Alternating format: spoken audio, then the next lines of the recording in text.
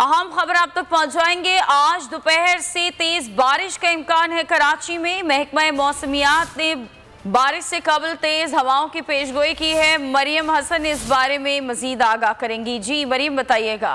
हवाएं गुज़िश्ता रोज ही दिन भर में जो है वो दाखिल होना शुरू हो गई थी, लेकिन जितनी तेजी से डेवलपमेंट की उम्मीद की गई थी वो अब गुज़िश्ता रोज हमने तेज बारिश, लेकिन महकमा मौसमियात के मुताबिक आज से लेकर आइंदा 4 रोज तक जो है शहर में अच्छी बारिश के जो है कभी इम्कानात जो है वो मौजूद हैं और गरज चमक के साथ बारिश इम्कानात थे, जबकि बारिश से कबल जो है वो गिरदालों से हवाएं और आंधी भी चल सकती है। यही वजह है कि महकमा मौसमियात ने मुताल्लिका इदारों को अलर्ट रहने की हिदायत जो है वो जारी कर दी है।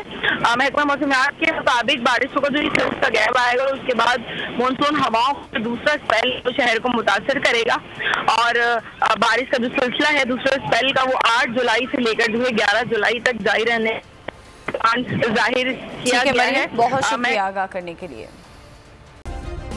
सब्सक्राइब करें और बेल दबाएं ताकि कोई खबर रह न जाए।